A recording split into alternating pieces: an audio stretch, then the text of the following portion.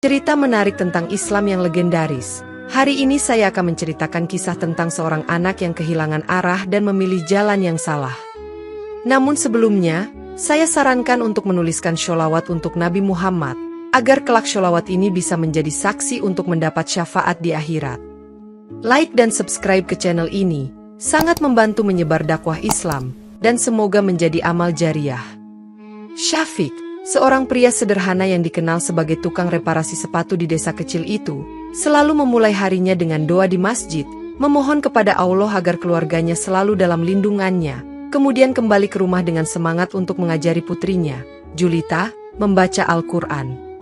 Setiap pagi, ia duduk di depan rumahnya yang sederhana dengan sebuah mushaf di tangan, memanggil Julita untuk bergabung di sisinya, sementara Syamsiah, istrinya, menyiapkan sarapan dengan penuh kasih sayang. "Julita, mari kita mulai," ujar Syafiq sambil tersenyum lembut, dan Julita yang baru berusia 10 tahun dengan patuh membuka lembaran mushaf kecilnya, meskipun kadang ia lebih tertarik bermain di luar bersama teman-temannya.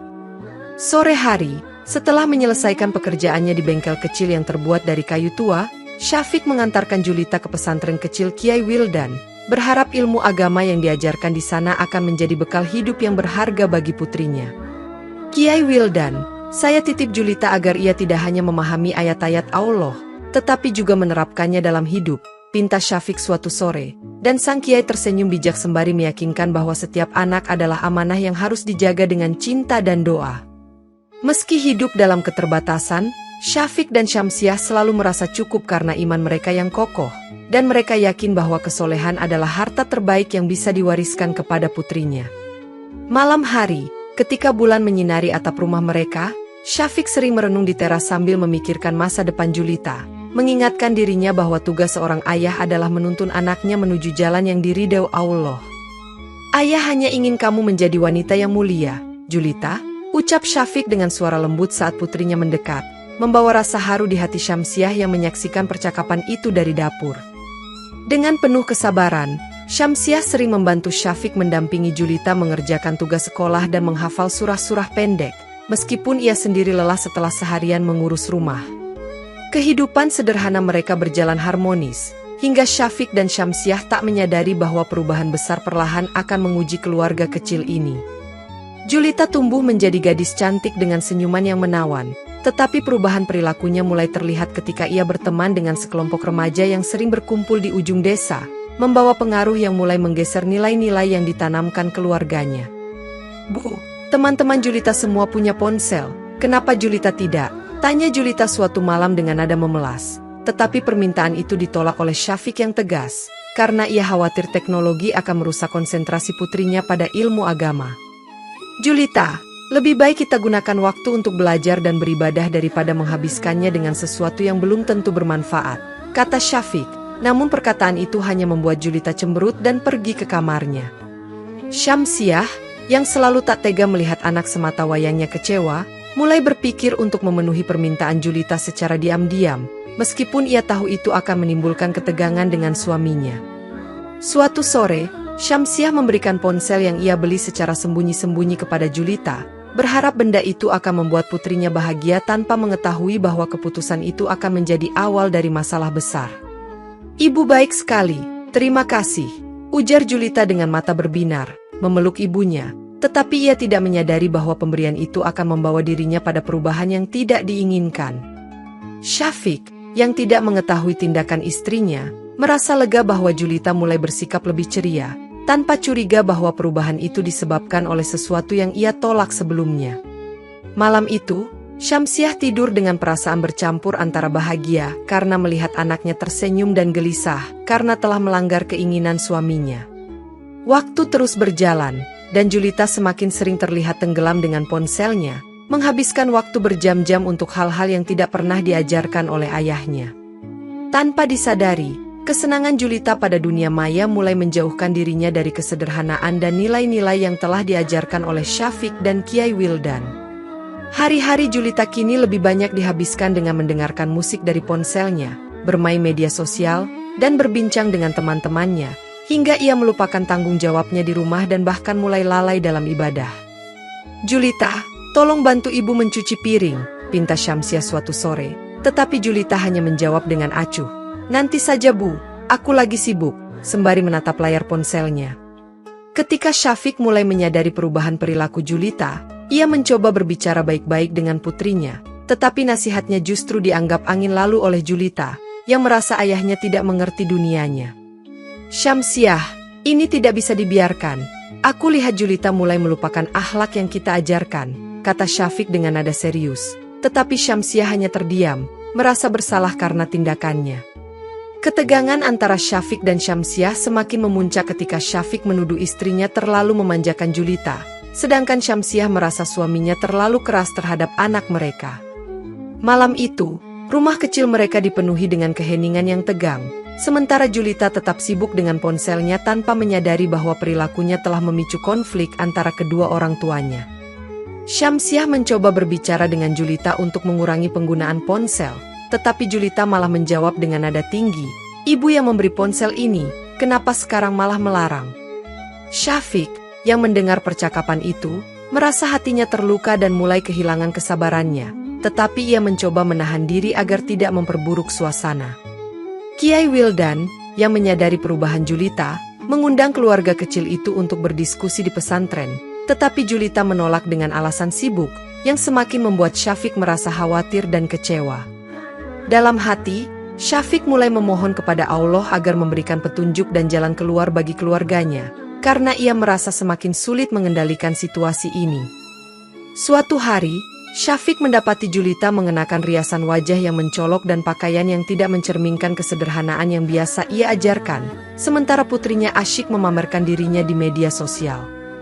"Julita, apa yang sedang kamu lakukan?" seru Syafiq dengan nada keras, membuat Julita terkejut tetapi segera membalas dengan nada sinis, "Ayah tidak mengerti dunia anak muda sekarang."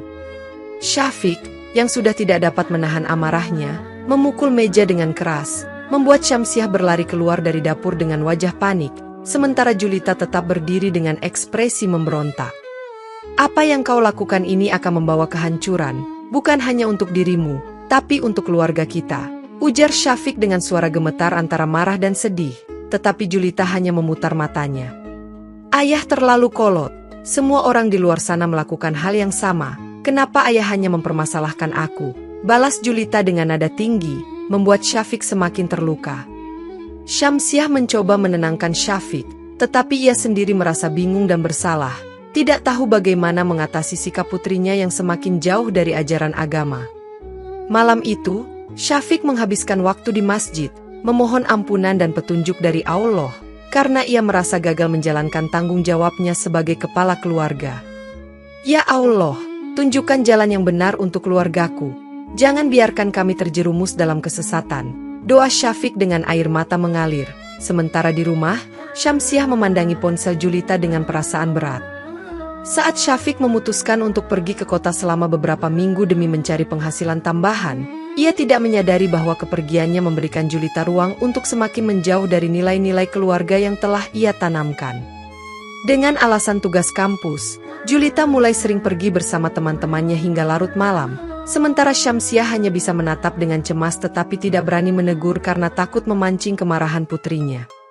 Di kampus, Julita bertemu dengan seorang pria bernama Raka, yang memiliki cara bicara yang lembut dan sering memuji kecantikannya, membuat Julita merasa dihargai lebih dari yang pernah ia rasakan di rumah. "Kamu berbeda dari yang lain, Julita. Aku suka cara kamu membawa diri," kata Raka suatu siang di taman kampus, membuat Julita tersenyum malu dan mulai merasa istimewa. Tanpa pikir panjang, Julita mulai menerima ajakan Raka untuk pergi bersama, meskipun dalam hatinya ia tahu bahwa tindakan itu tidak sejalan dengan nasihat yang pernah diajarkan ayahnya. Raka, yang pandai berbicara, mulai mengisi pikiran Julita dengan gagasan bahwa kebebasan adalah hak setiap individu, dan tidak ada yang berhak mengatur kehidupan pribadi orang lain. Julita, yang haus akan perhatian dan penghargaan, mulai merasa bahwa Raka adalah satu-satunya orang yang benar-benar mengerti dirinya, hingga ia perlahan-lahan melupakan batas-batas yang diajarkan keluarganya. Ketika Syamsiah mencoba bertanya tentang teman-teman barunya, Julita menjawab dengan singkat dan bahkan menuduh ibunya terlalu ikut campur dalam kehidupannya. "Ibu, aku sudah dewasa.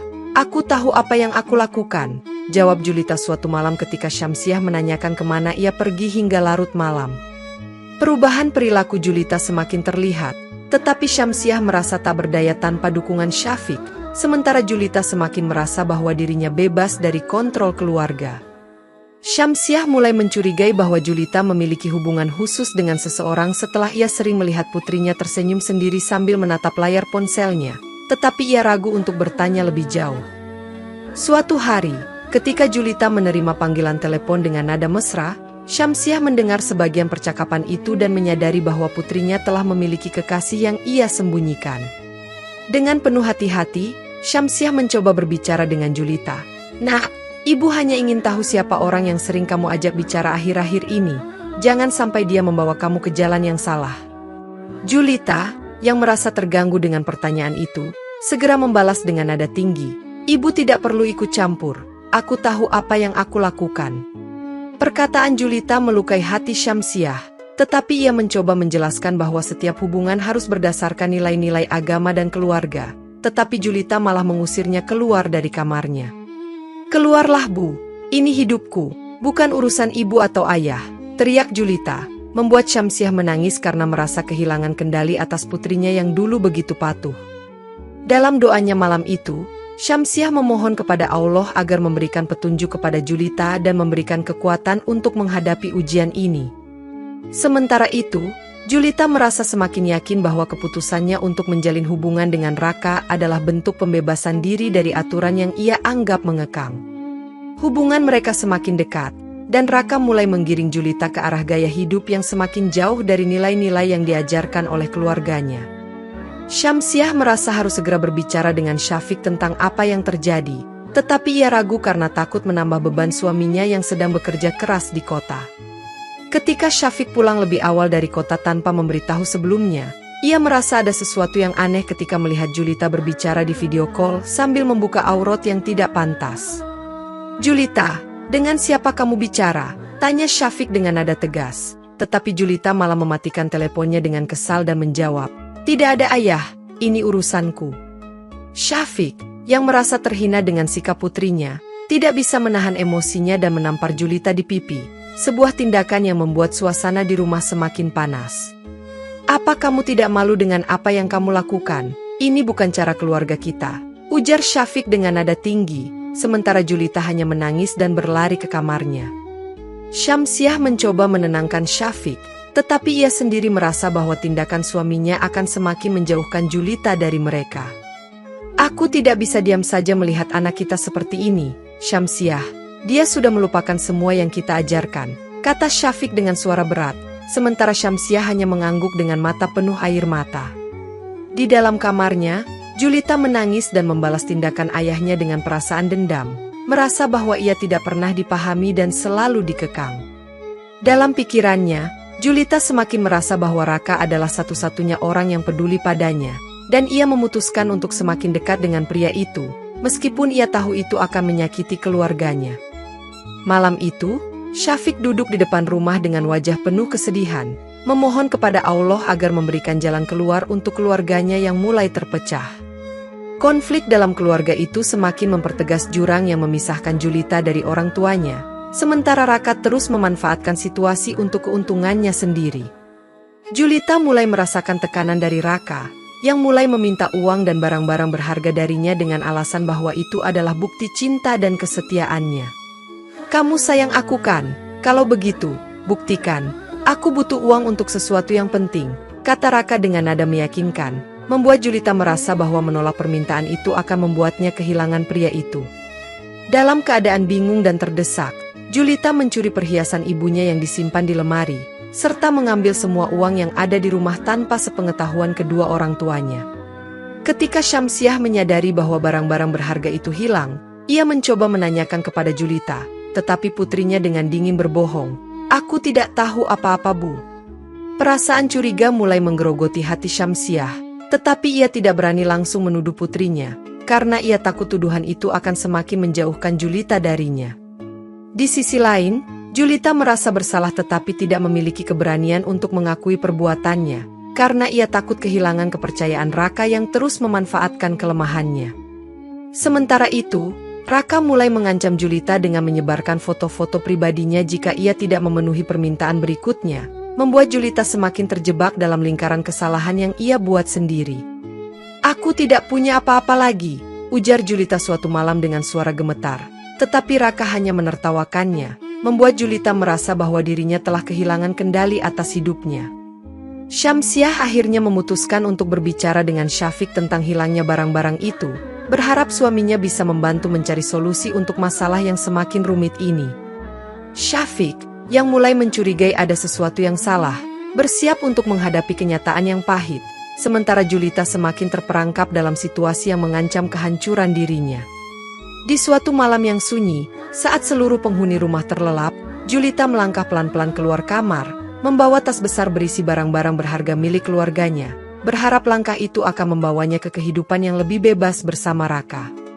"Akhirnya, aku akan hidup tanpa aturan," bisiknya pada dirinya sendiri, sembari melangkah keluar rumah dengan hati yang bercampur antara rasa takut dan antusiasme. Julita tiba di tempat yang dijanjikan Raka, sebuah sudut jalan yang sepi, dan ia menyerahkan barang-barang berharganya dengan senyum penuh keyakinan bahwa pria itu akan menepati janjinya untuk membawanya ke tempat baru. Namun, Raka, yang sudah merencanakan segalanya, mengambil tas itu dengan senyum dingin dan berkata, "Tunggu di sini sebentar, aku akan kembali," sebelum ia pergi meninggalkan Julita dalam kegelapan malam. Waktu berlalu, tetapi Raka tidak kunjung kembali, dan Julita mulai menyadari bahwa dirinya telah ditipu oleh seseorang yang selama ini ia percayai lebih dari keluarganya sendiri. Dengan hati yang hancur, Julita duduk di pinggir jalan, menangis terseduh-seduh sambil memeluk lututnya, merasa kehilangan segalanya, kepercayaan, keluarga, dan harapan.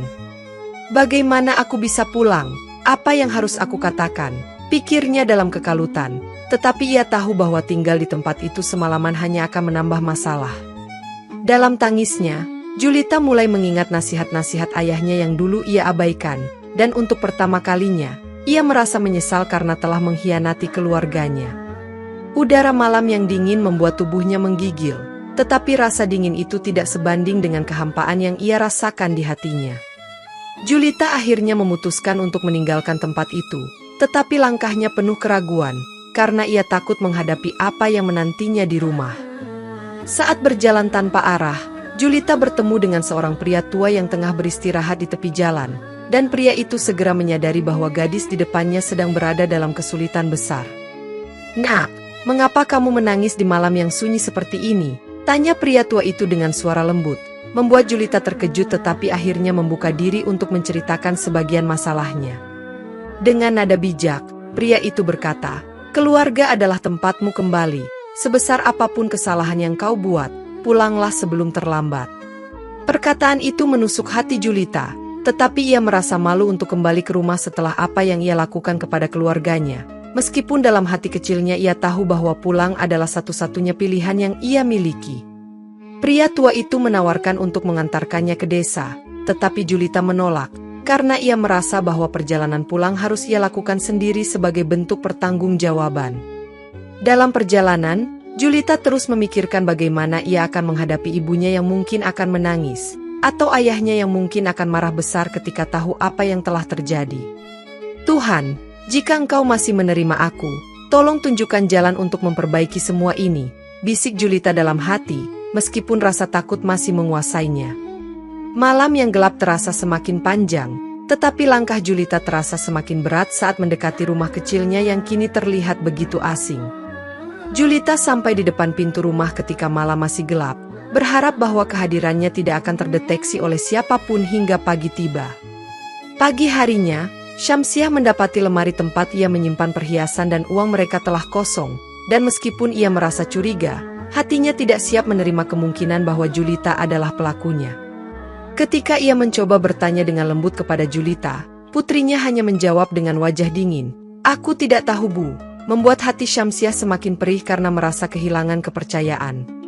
Kabar itu segera sampai kepada Syafiq, yang mendengar dari tetangga bahwa Julita terlihat keluar larut malam.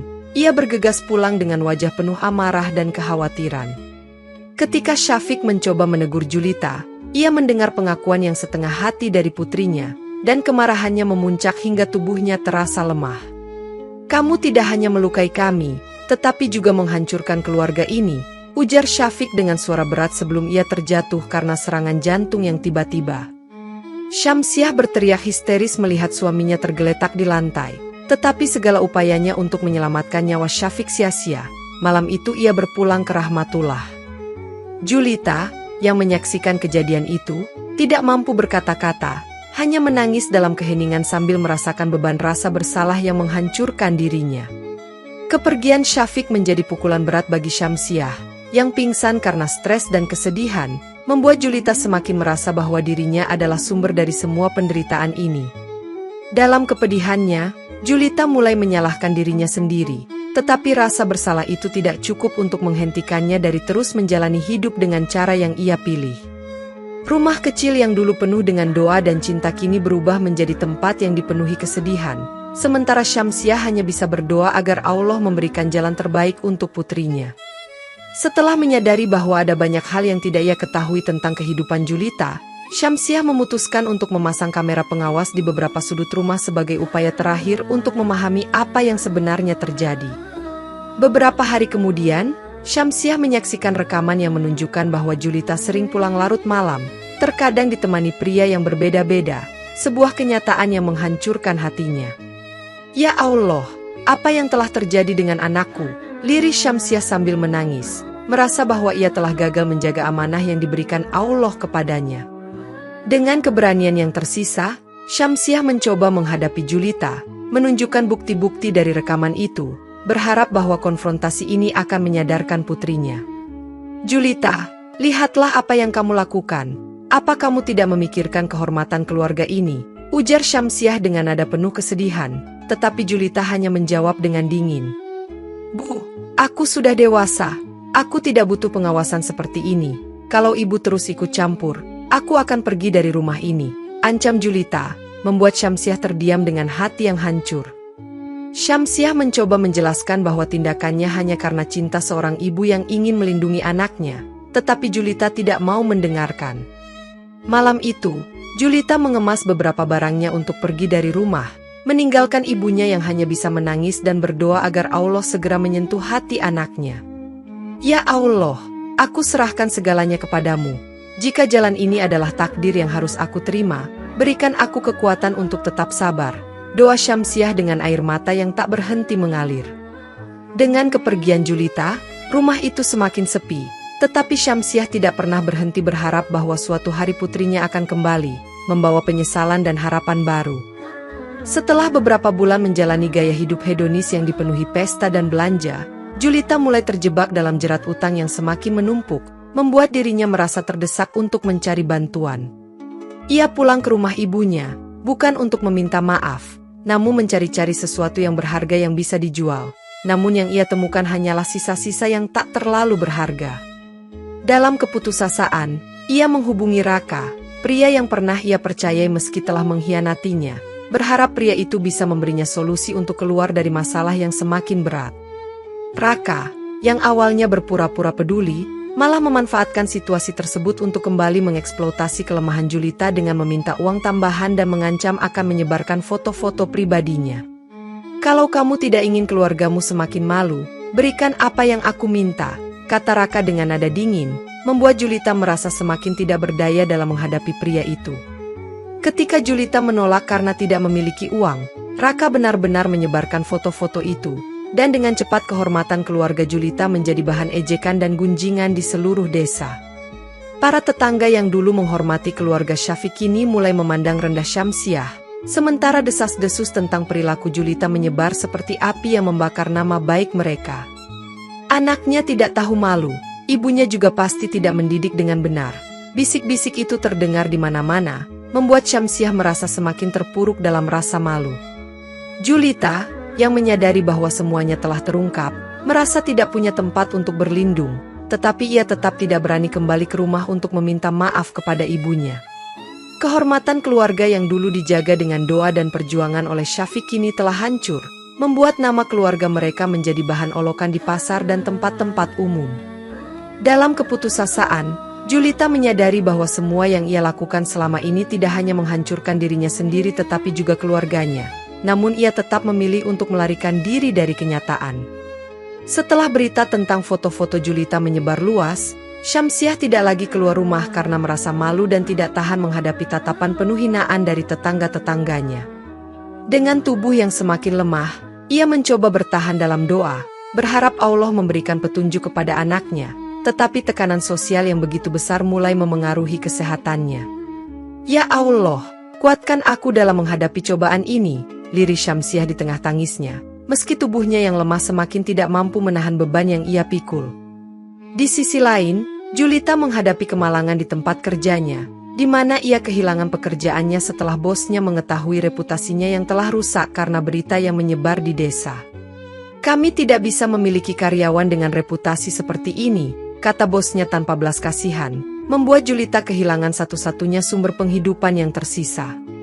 Dengan rasa malu dan putus asa, Julita memutuskan untuk benar-benar meninggalkan rumah tanpa berpamitan kepada ibunya, berharap bisa memulai hidup baru di tempat yang tidak mengenalnya. Syamsiah, yang tidak tahu bahwa putrinya telah pergi, mulai merasa ada sesuatu yang aneh karena Julita tidak lagi pulang seperti biasanya, tetapi ia terlalu lemah untuk mencari tahu. Kehilangan Julita tanpa kabar menjadi pukulan tambahan bagi Syamsiah, yang kini hanya bisa berbaring di tempat tidur dengan tubuh yang semakin melemah.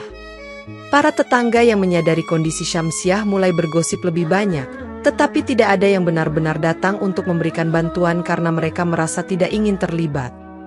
Dalam diamnya, Syamsiah merasa bahwa dunia telah berpaling darinya, tetapi ia tetap berdoa agar anaknya diberi petunjuk oleh Allah untuk kembali ke jalan yang benar. Beberapa hari setelah Julita pergi, para tetangga menemukan Syamsiah pingsan di rumahnya. Tubuhnya tergeletak di lantai dengan wajah yang pucat dan napas yang nyaris tidak terdengar. Mereka segera membawa Syamsiah ke rumah sakit terdekat, sementara beberapa tetangga memeriksa rumahnya untuk mencari penyebab keadaannya yang semakin parah.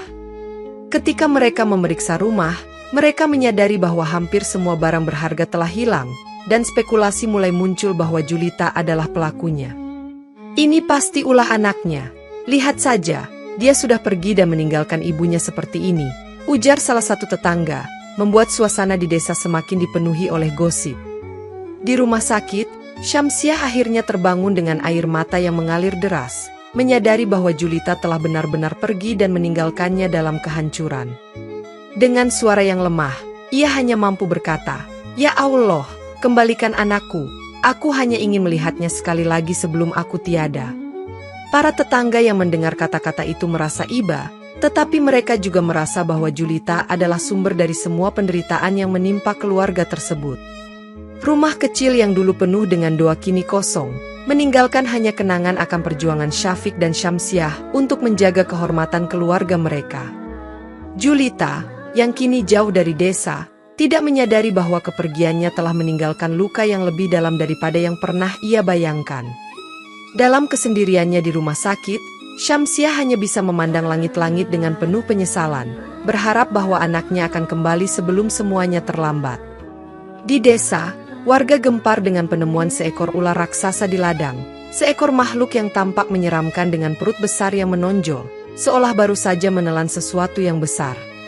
Para pria desa, yang merasa terancam dengan keberadaan ular itu, segera membawa alat-alat untuk membunuhnya, tetapi ular itu dengan cepat melibaskan ekornya, membuat mereka tersungkur.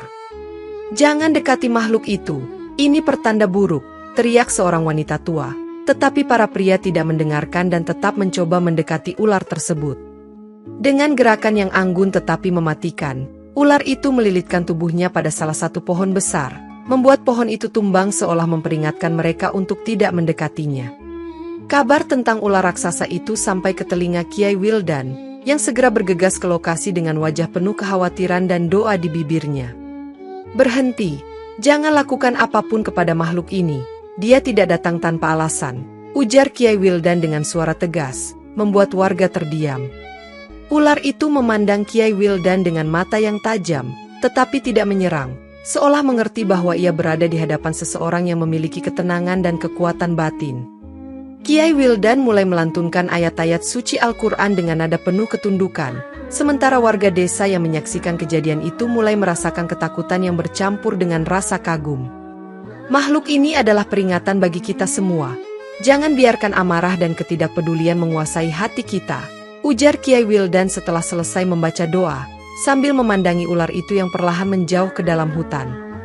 Warga desa, yang awalnya dipenuhi keberanian untuk membunuh ular itu, kini hanya bisa terdiam dalam keheningan, menyadari bahwa ada pesan yang lebih besar yang sedang disampaikan oleh kejadian tersebut. Setelah melihat ular besar itu dengan perut yang bergerak-gerak, Kiai Wildan berdiri dalam diam, merenungkan pesan yang mungkin dibawa oleh makhluk tersebut, seolah Allah sedang memberikan tanda yang jelas kepada semua yang hadir. Dengan suara berat, ia berkata kepada warga, "Ular ini tidak datang tanpa alasan. Aku percaya ini adalah bentuk hukuman dari Allah atas dosa-dosa yang telah dilakukan Julita." Perutnya yang bergerak menandakan bahwa dia masih hidup di dalam sana. Warga yang mendengar ucapan itu terkejut, beberapa dari mereka mulai menangis, sementara yang lain saling berbisik, mencoba mencerna apa yang sebenarnya sedang terjadi. Kiai Wildan mendekati ular itu dengan tenang, matanya memandang tajam ke arah makhluk besar tersebut, dan dengan suara lembut tetapi penuh otoritas, ia berkata, "Wahai makhluk Allah, jika engkau sedang menegakkan keadilannya, aku memohon dengan rendah hati, bebaskanlah dia." Ular itu, yang terlihat seperti memahami kata-kata sang kiai, mengeluarkan suara desisan panjang, seolah memberikan jawaban yang tidak diharapkan. "Aku tidak akan mengeluarkannya sekarang." Suara seperti gaungan terdengar di sekitar mereka, seolah-olah datang dari ular itu. "Dia akan keluar bersama kotoranku dalam waktu seminggu." Warga yang mendengar ucapan itu menjadi semakin ketakutan, tetapi Kiai Wildan tetap berdiri tegak, mencoba berdialog lagi dengan ular tersebut, memohon belas kasihan untuk Julita. "Hukumannya adalah ketetapan Allah," lanjut ular itu, "dan aku hanyalah alat untuk menegakkannya. Namun, jika engkau memiliki cara lain yang diperintahkan oleh Tuhanmu, lakukanlah." Mendengar itu, Kiai Wildan segera memutuskan untuk menggunakan ilmu yang telah ia pelajari selama bertahun-tahun, membaca doa-doa dari Al-Quran dengan penuh khusyuk untuk melumpuhkan ular tersebut tanpa menyakitinya. "Ya Allah, bukakan jalanmu untuk menyelamatkan hambamu ini, meskipun ia telah berdosa," ujar Kiai Wildan dengan penuh keyakinan, sebelum memutuskan untuk membawa ular itu ke langkah berikutnya. Setelah membaca ayat-ayat yang melumpuhkan ular, Kiai Wildan meminta bantuan warga untuk membawa makhluk besar itu ke rumah sakit, sebuah langkah yang membuat seluruh desa bingung tetapi akhirnya setuju untuk membantu. Ketika ular itu tiba di rumah sakit, suasana langsung menjadi kacau. Para dokter dan perawat berlari ke sana-sini, tidak percaya bahwa mereka harus menangani seekor ular raksasa sebagai pasien. "Apa maksudnya membawa ular ke sini?" tanya salah satu dokter bedah dengan nada bingung. Tetapi Kiai Wildan menjelaskan bahwa ada seseorang yang terperangkap di dalam perut ular tersebut. Dokter-dokter itu akhirnya memutuskan untuk melakukan operasi sesar pada ular tersebut, sebuah prosedur yang belum pernah mereka lakukan sebelumnya, dengan panduan doa dari Kiai Wildan. "Ingat, jangan membunuh ular ini. Ini adalah makhluk yang hanya menjalankan tugas dari Allah," tegas Kiai Wildan sebelum operasi dimulai, membuat para dokter setuju untuk bertindak dengan hati-hati. Setelah beberapa jam operasi yang menegangkan, Julita akhirnya berhasil dikeluarkan dari perut ular itu dalam keadaan lemah. Tubuhnya penuh luka dan tulangnya patah di beberapa bagian. "Kondisinya sangat kritis," kata salah satu dokter setelah memeriksa Julita dan segera memberikan oksigen untuk menyelamatkan hidupnya, meskipun harapan terlihat tipis. Warga yang berkumpul di luar rumah sakit menangis dan berdoa, sementara Kiai Wildan tetap berdiri dengan tenang, menyaksikan bagaimana kehendak Allah sedang bekerja. Ular tersebut diletakkan dengan aman di tempat khusus untuk pemulihan, sementara para dokter fokus pada upaya penyelamatan Julita yang kini berada di ambang kematian. "Ya Allah, jika ini adalah kesempatan terakhirnya untuk bertobat, maka terimalah taubatnya," bisik Kiai Wildan dalam hatinya, berharap bahwa nyawa Julita masih bisa diselamatkan. Ketika kabar tentang kondisi Julita sampai kepada Syamsiah, ia yang masih lemah segera memaksakan diri untuk pergi ke kamar putrinya dirawat, meskipun tubuhnya hampir tidak mampu berdiri. "Dia anakku, aku harus melihatnya," katanya. Ia langsung menuju ruang operasi dengan wajah penuh kecemasan, berharap bisa bertemu dengan putrinya meskipun hanya sebentar. Julita sempat sadar untuk beberapa saat, dan ketika melihat ibunya, air mata mengalir di pipinya. Dengan suara yang sangat lemah, ia berkata, "Maafkan aku, Bu. Aku telah menghancurkan semuanya." Syamsiah menangis terseduh-seduh, memeluk putrinya yang terluka parah. Meskipun Julita terlalu lemah untuk merespons lebih banyak, hanya menangis dalam kesedihannya sendiri. "Kamu selalu anakku, nak. Ibu memaafkanmu, tapi kembalilah kepada Allah," bisik Syamsiah dengan lembut, mencoba memberikan ketenangan kepada putrinya yang tampak menyesali semua yang telah terjadi. Namun, beberapa menit kemudian, kondisi Julita semakin memburuk, dan ia kehilangan kesadarannya lagi sebelum akhirnya dinyatakan meninggal dunia oleh dokter. "Innalillahi wa inna ilaihi raji'un," ujar Kiai Wildan ketika mendengar kabar tersebut, menyadari bahwa kehendak Allah telah tiba, meskipun ia berharap jalan yang berbeda untuk Julita. Syamsiah jatuh terduduk di lantai rumah sakit, menangis tanpa henti, merasa kehilangan satu-satunya anaknya, meskipun ia tetap bersyukur bahwa Julita sempat menyampaikan penyesalannya. Para tetangga yang datang ke rumah sakit ikut menangis bersama Syamsiah, merasa bahwa kisah tragis ini adalah peringatan bagi semua orang untuk tidak meninggalkan ajaran agama. Dengan kepergian Julita, Syamsiah hanya memiliki kenangan tentang anaknya yang kini telah berpulang, dan ia memohon kepada Allah agar putrinya diberikan tempat yang terbaik di sisinya. Ketika jenazah Julita dibawa ke rumah untuk dimandikan, para wanita yang bertugas segera terkejut oleh bau busuk yang menyengat dari tubuhnya, sesuatu yang tidak biasa terjadi pada jenazah lain di desa itu. Mereka mulai saling berbisik, "Apakah ini tanda azab atas dosa-dosanya?" ujar salah satu dari mereka, sementara yang lain mencoba tetap tenang dan melanjutkan tugasnya dengan rasa takut yang tidak bisa disembunyikan. Bau yang tak tertahankan itu memaksa mereka untuk menambahkan wewangian lebih banyak dari biasanya, tetapi itu hanya sedikit membantu mengurangi aroma yang terus menyebar. Di luar rumah, cuaca tiba-tiba berubah menjadi buruk, hujan deras turun tanpa henti, membuat tanah di pemakaman berubah menjadi lumpur yang sulit untuk digali. Para pria yang bertugas menggali kuburan melaporkan bahwa pekerjaan mereka menjadi sangat berat, seolah-olah bumi sendiri enggan menerima jenazah Julita. "Tubuh ini terasa sangat berat," keluh salah satu pengusung jenazah, membuat suasana menjadi semakin mencekam, sementara yang lain mulai merasakan bahwa ini adalah tanda ketidaksukaan bumi terhadap dosa-dosa Julita. Beberapa warga yang menyaksikan mulai mengucapkan istighfar, merasa bahwa ini adalah pengingat dari Allah untuk memperbaiki diri mereka sendiri agar tidak mengalami hal serupa. Kiai Wildan, yang turut hadir, mencoba menenangkan warga dengan berkata, "Ini adalah pengajaran bagi kita semua. Jangan tergesa-gesa menilai, karena Allah Maha mengetahui rahasia di balik setiap kejadian." Hujan semakin deras saat jenazah akhirnya tiba di pemakaman, membuat semua orang bekerja ekstra keras untuk menyelesaikan proses penguburan di tengah rintangan alam. Dalam suasana yang penuh kesulitan dan rasa takut, doa-doa terus dipanjatkan agar jenazah Julita diterima dengan baik oleh Allah, meskipun bayangan dosa-dosanya masih menghantui mereka. Ketika hujan akhirnya mereda, salah satu pria tua di desa mengaku bermimpi bahwa Julita harus dikuburkan bersama barang-barang yang ia cintai, seperti ponsel dan alat musiknya, untuk meringankan beban azabnya.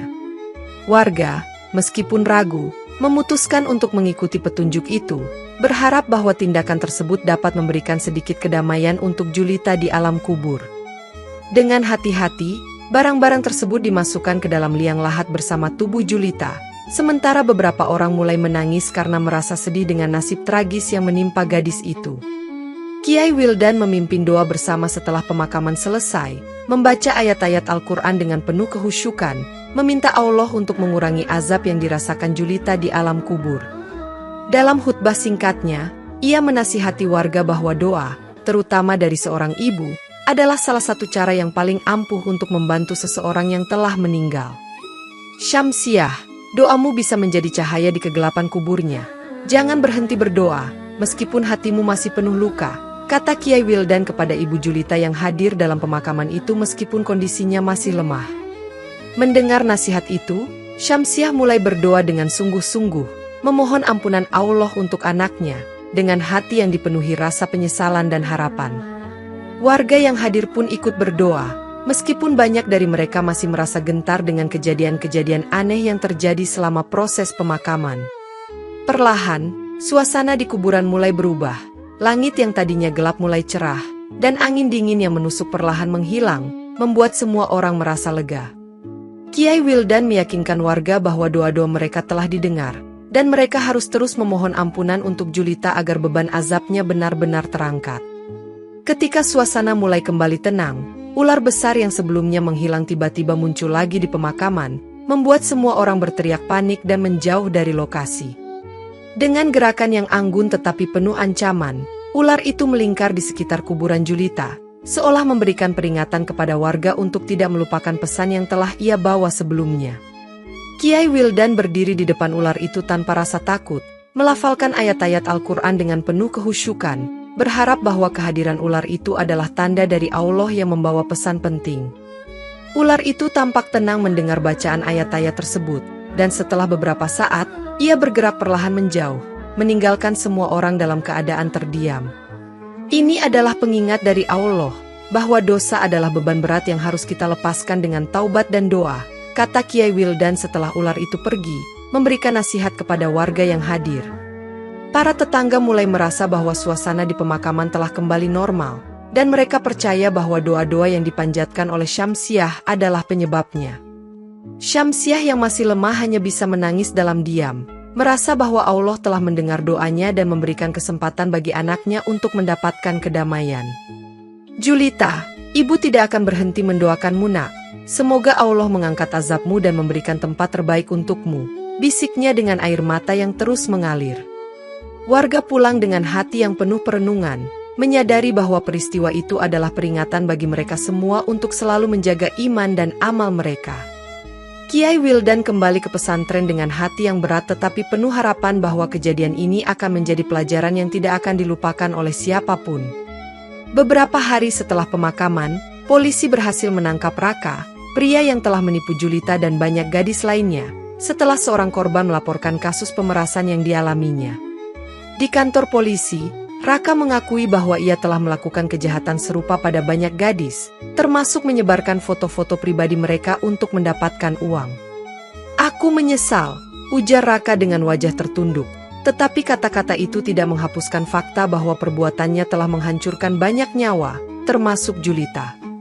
Syamsiah yang mendengar kabar penangkapan itu merasa sedikit lega, meskipun ia tahu bahwa keadilan dunia tidak akan mengembalikan putrinya. Allah Maha Adil, Dia tidak pernah membiarkan kejahatan berjalan tanpa balasan, ujar Syamsiah dengan air mata yang kembali mengalir. Warga desa juga merasa bahwa keadilan telah ditegakkan, tetapi mereka tetap mendoakan agar para korban lainnya mendapatkan kekuatan untuk melanjutkan hidup mereka.